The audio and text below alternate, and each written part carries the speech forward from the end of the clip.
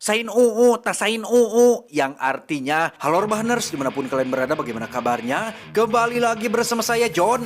Today I will merangkum sebuah film yang mungkin sudah kalian tunggu-tunggu. Ya, Badland Hunters tahun 2024 dibintangi oleh jagoan kita semua yaitu Mamang Don Lee aka Ma Dong Suk. Dan ya, seperti yang sudah biasa kita lihat, beliau ini jarang sekali membuat kita kecewa dengan adrenalin yang disuguhkan, sehingga langsung saja pasang handsfree, simetriskan besar bahan, kencangkan celana dalam, selamat menonton dan ceki. Ya, tepat sekali.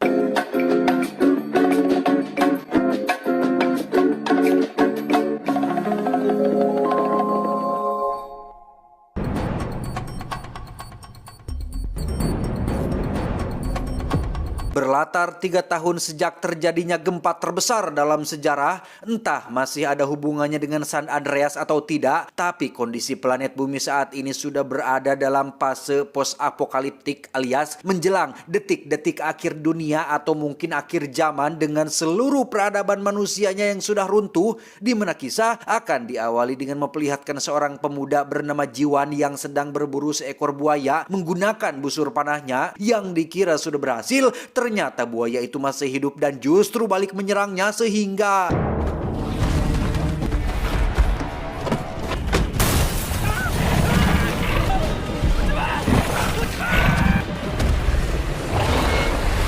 ya, inilah jagoan kita semua yaitu Don Lee yang merupakan sahabat dekat Jiwan. Hanya bermodalkan sebilah golok, beliau berhasil mengkadek si buaya hingga beliau tewas saat itu juga. 아이 맛있겠다. 아야 봐. 아니 내가 그거 다 잡은 건데 그거. Beralih ke seorang gadis bernama Suna yang tinggal bersama neneknya. Sejak bencana gempa bumi yang terjadi 3 tahun lalu, tempat ini menjadi kesulitan air bersih sehingga Suna dan neneknya harus mengirit air termasuk menyaring air kotor untuk kebutuhan hidup mereka. 주변에 온통 썩은 물뿐이네. 순아야, 그렇게 생각해. Kembali ke Don Lee yang ternyata berprofesi sebagai seorang tukang daging dengan menjual daging buaya hasil buruannya, uang dan perhiasan di sini di zaman ini sudah tidak ada harganya lagi, sudah tidak berharga sehingga transaksi jual beli kini sudah kembali menjadi sistem barter. 아이 안돼 안돼 안돼. 뭐야? 쌀이요 쌀. 아저씨 갈게요. 조심히 가. Tak lama muncullah sebuah mobil yang merupakan para polisi gadungan yang memang sudah sering membawa paksa beberapa orang untuk dibawa bersama mereka, di mana salah satu warga yang punya postur tubuh tinggi bugar pun mencoba melakukan perlawanan tetapi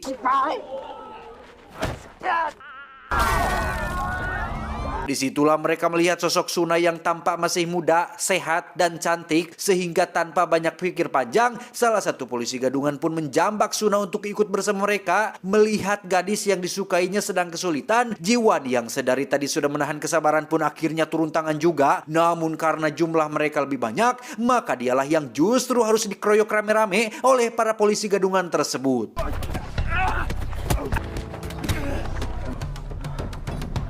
Dan ya, jagoan kita semua pun akhirnya turun tangan. Niat hati tidak ingin cari ribut, Don Lee terpaksa mengeluarkan bogemannya hingga membuat semua polisi gadungan tersebut ngagoler tidak berdaya.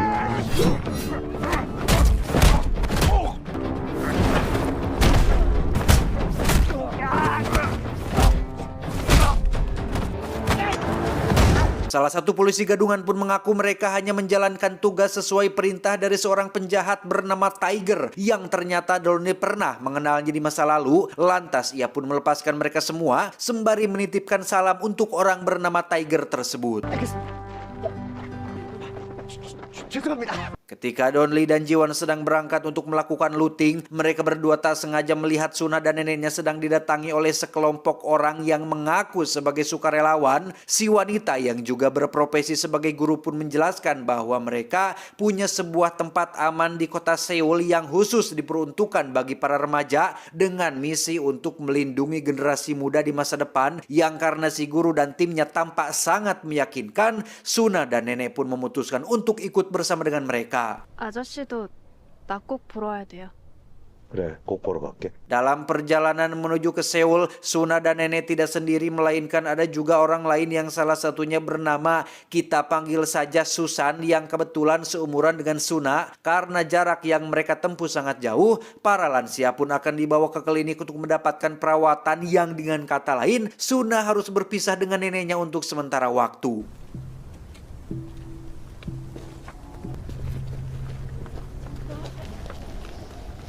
Alih-alih dibawa ke klinik, neneknya Suna dan seorang kakek pun malah dibawa ke tepi jurang dan dihabisi di tempat tersebut, di mana pada waktu yang bersamaan, Donli dan Jiwon yang sedang looting pun menyaksikan kejadian tersebut sehingga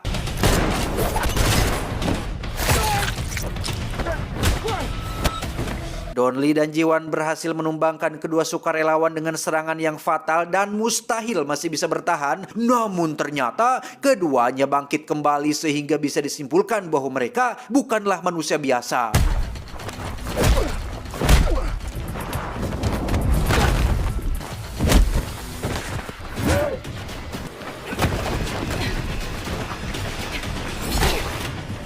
Dan ya, muncullah seorang wanita asing yang membantu Donli dan Jiwon sehingga mereka berhasil menumbangkan kedua sukarelawan jahat tersebut dengan cara memenggal kepalanya. Setelah menguburkan si nenek dengan layak, Donli dan Jiwon pun menghampiri si wanita asing yang bernama kita panggil saja Yuli. Ia mengaku adalah mantan sersan tentara di pasukan khusus dan kedua sukarelawan yang barusan mereka hadapi adalah mantan anak buahnya. Yuli juga menjelaskan bahwa si guru dan kelompok sukarelawannya adalah orang jahat. Begitu pula tempat yang mereka tuju bukanlah suatu tempat penampungan yang baik seperti yang si guru ceritakan, melainkan sebuah gedung apartemen yang sangat-sangat berbahaya. Yuli pun menceritakan kronologi yang berawal sejak 1 tahun yang lalu. Saat itu ia dan rekannya yang bernama Kwon tengah melakukan pencarian terhadap orang-orang yang masih bertahan hidup dari bencana gempa, sampai akhirnya mereka tak sengaja menemukan sebuah gedung apartemen yang masih berdiri kokoh dan memutuskan untuk menjadikannya tempat penampungan bagi orang-orang yang masih bertahan hidup. Sampai suatu hari muncullah seorang dokter bernama Yang Gisu, satu-satunya dokter yang mungkin masih hidup di planet bumi ini. Alih-alih membantu orang yang membutuhkan, Dokter Gisu ternyata melakukan semacam eksperimen yang melibatkan remaja dan anak-anak di bawah umur. Beliau rupa-rupanya sedang melakukan penelitian untuk menciptakan manusia generasi terbaru yang digadang-gadang mampu bertahan hidup dari kondisi ekstrim seperti dapat hidup tanpa makan dan minum selama berbulan-bulan, memiliki ketahanan terhadap kondisi ekstrim dan luka dengan tingkat yang fatal, yang pada intinya Dokter Gisu sedang menciptakan manusia yang sulit mati. Namun mengetahui eksperimen ini harus melibatkan remaja dan anak di bawah umur, Yuli tentu saja menolak ide tersebut sehingga terjadilah sedikit perdebatan yang diakhiri dengan pemaksaan dari rekannya sendiri yaitu Kwon yang ternyata lebih memihak kepada Dokter Gisu ketimbang sahabatnya sendiri.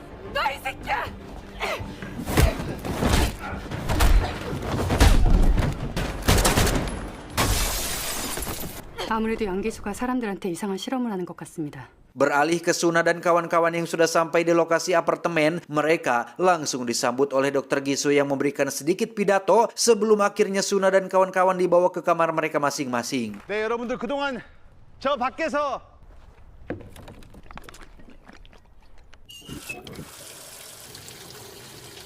Kembali ke Donli dan Jiwon yang akhirnya setuju untuk membantu Yuli menyelamatkan anak-anak dari apartemen tersebut. Terlebih lagi ada Suna yang sangat dekat dengan mereka. Masalahnya untuk masuk ke sana tentu saja tidak bisa selonong bor seperti Rambo karena akan ada banyak sekali tentara yang berjaga, sehingga Donli terpikir seseorang yang mungkin bisa membantunya, yaitu musuh bebuyutannya di masa lalu yang bernama Tiger, yang tiada lain adalah pimpinan polisi gadungan yang sempat muncul di awal tadi. Dan inilah bebenguk Tiger, ketua preman akhir zaman yang sedang melakukan duel dengan kelompok preman lain, di mana saat kedua kelompok tidak terima dengan hasil pertarungan, maka terjadilah tawuran yang cukup brutal dan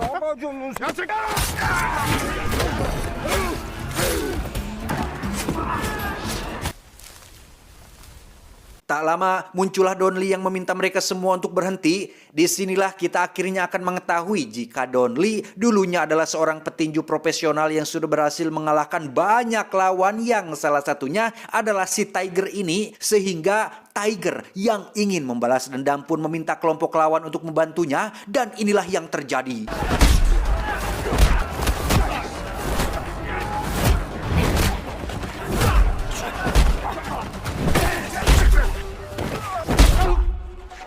Ya, Tiger pun meringis kesakitan hanya dengan satu bogeman yang dilayangkan Donli. Sementara kelompok lawan memilih kabur meninggalkan tempat tersebut. Donli pun menginterogasi satu persatu anak buah Tiger termasuk Tiger sendiri tentang di mana lokasi apartemen yang dimaksud dan bagaimana cara untuk bisa masuk ke sana. Yang karena mereka semua memilih bungkam, maka jangan salahkan Donli apabila ia memberikan sedikit shock terapi yang cukup brutal dan pastinya menyakitkan. 그럼 좀 자고 있어.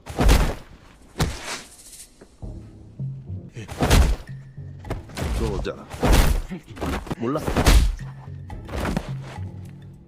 Tak ingin bernasib sama seperti anak buahnya, Tiger pun memilih jujur dengan menjelaskan bahwa Dr. Gisu dan pasukan sudah berhasil menguasai semua air bersih sehingga Tiger mau tidak mau harus bekerja untuk Dr. Gisu dengan cara mencari remaja dan anak-anak untuk ditukarkan dengan air bersih. Yang ketika Donli sudah mendapatkan apa yang dia inginkan, maka Tiger pun disuruh tidur meski ia belum mengantuk. 말하느라고 피곤할 텐데 한숨 자라. 아니 나 뭐 그렇게 안 피곤한데? 한숨 자. Beralih ke apartemen, Dr. Gisu mulai memberikan arahan kepada para tamu baru bahwa orang yang usianya di atas 30 akan tinggal di lantai bawah untuk bekerja sebagai penyaring air bersih bersama dengan para pekerja lain. Sementara untuk remaja akan dibawa ke lantai atas untuk mengikuti kegiatan belajar mengajar demi tetap mencerdaskan generasi masa depan.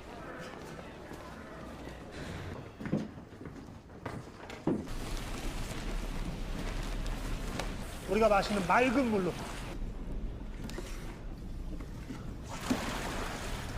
Suna yang sudah tiba di dalam kelas pun mulai menyadari adanya kejanggalan saat melihat raut wajah para murid yang tampak lebih diam dan patuh dengan tatapan yang kosong. Bahkan terdapat bekas luka di bagian belakang telinga yang dimiliki oleh hampir semua murid yang ada di kelas tersebut. 계속해서 물과 식량을 낭비되어 왔던 거예요.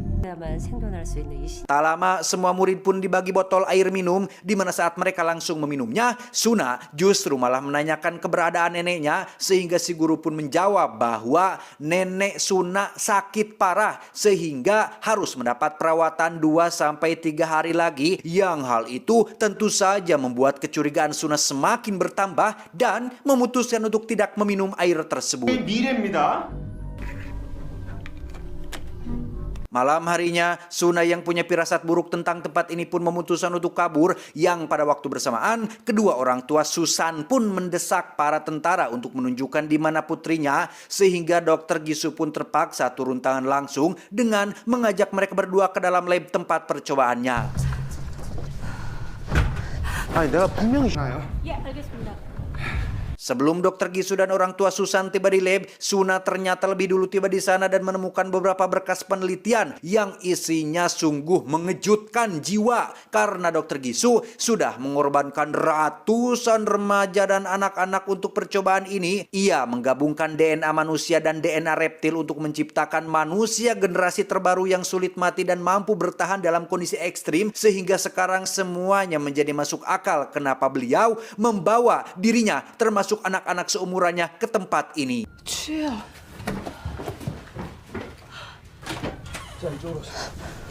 Suna pun dengan cepat bersembunyi saat Dr. Gisu dan orang tua Susan tiba di lab. Tanpa banyak basa-basi, Dr. Gisu langsung to the point bahwa dirinya sedang melakukan percobaan yang melibatkan remaja dan anak-anak. Bahkan putrinya sendiri pun ia jadikan subjek percobaan pertama demi memenuhi ambisi liarnya tersebut.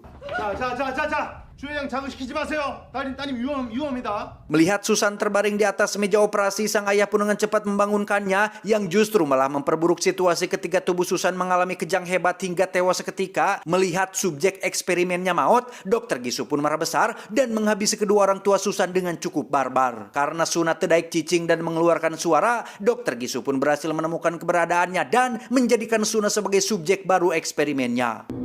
오빠 지금 잘 됐네. 젊다는 거 참 좋아. Keesokan paginya, Donli dan kawan-kawan pun sudah tiba di depan gerbang apartemen dengan si Tiger sebagai penunjuk jalan. Dengan dalih mengantarkan barang baru, Tiger pun mencoba melobi seorang penjaga agar diizinkan masuk, tetapi...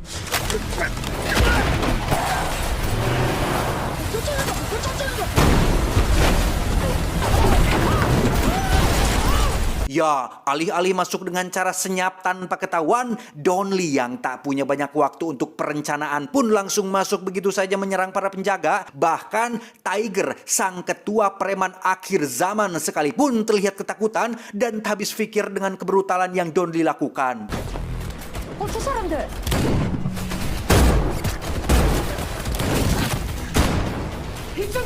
Melihat Donli CS merangsek masuk, si guru pun segera melaporkan hal itu kepada Dr. Gisu. Namun karena beliau sedang sibuk mengoperasi Suna, ia pun tetap melanjutkan pekerjaannya dan menyuruh si guru memberitahu Kwon untuk membereskan masalah tersebut. Bah, palelol monyong. Donli CS pun masuk ke basement dengan tujuan untuk menyelamatkan anak buah Yuli yang dikurung oleh Kwon. Namun alangkah terkejutnya Yuli saat menemukan mereka semua sudah jadi mayat hidup alias zombie. Sehingga Donli CS terpaksa harus menghadapi mereka semua.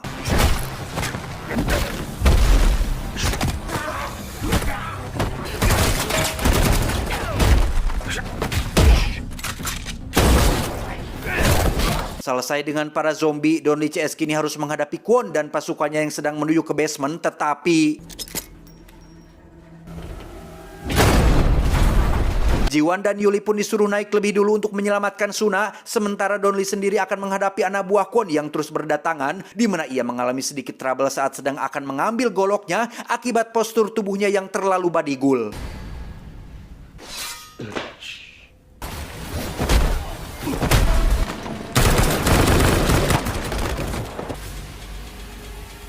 Tepat saat Donli sudah selesai membereskan puluhan anak buah Kwon, Jiwan dan Yuli sendiri sedang kesulitan menghadapi para tentara yang terus saja bermunculan. Sehingga untuk mempersingkat waktu, Jiwan pun diminta untuk pergi duluan, sementara Yuli akan menghadapi mereka semua sendirian.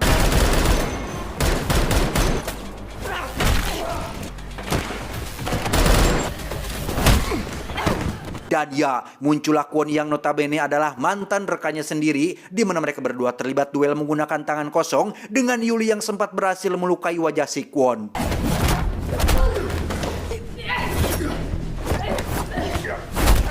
Pada akhirnya, Yuli pun harus kalah dari Kwon yang melemparnya ke bawah gedung, di mana Jiwan tiba-tiba muncul sambil menyandra si guru. Begitu pula dengan Donli yang sudah tiba di sana dan nampaknya akan menjadi lawan seimbang bagi si Kwon yang kuat ini.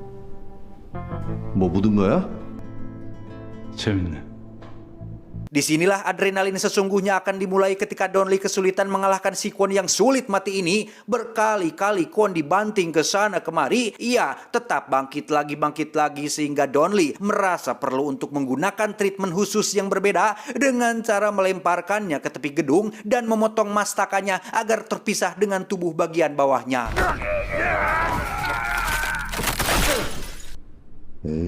Menyadari pasukannya sudah habis, Dr. Gisu pun dengan cepat menyuntikkan serum yang dihasilkan dari sampel tubuh Suna tanpa ia sadar bahwa Suna tidak pernah meminum air yang disediakan di tempat ini. Padahal syarat utama agar serumnya bisa bekerja dengan sempurna adalah si subjek wajib meminum air yang sudah tercampur mikroorganisme khusus yang bertujuan untuk menstabilkan serumnya. Sehingga alih-alih memperkuat tubuhnya, Dr. Gisu justru mengalami masalah serius ketika serum tersebut menolak bersatu dengan metabolisme dalam tubuhnya.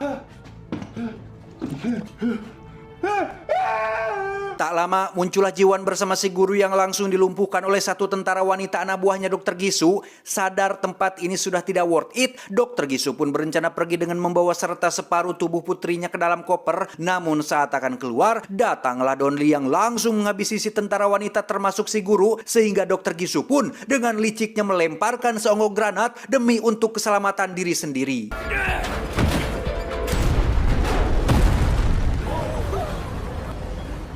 Setibanya di bawah, Dr. Gisu langsung dikerubuti oleh para orang tua yang meminta anak mereka dikembalikan dengan kondisi sebagian badannya yang mengalami bengkak benjolan akibat kegagalan serum. Dr. Gisu pun mulai menggila dengan mengambil sebuah senjata dan menembaki semua orang hingga tak sengaja mengenai koper berisi tubuh putrinya sendiri.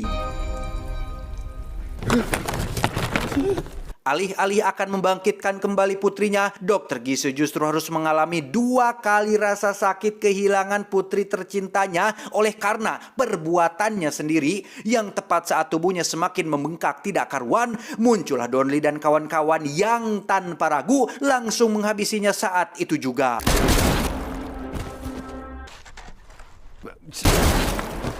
Setelah semuanya berakhir, barulah turun hujan yang selama 3 tahun ini tidak pernah turun. Sebagian anak-anak dan remaja pun kini bisa kembali pada orang tuanya, sehingga mereka bisa memulai kembali peradaban tanpa adanya para oknum yang akan meresahkan.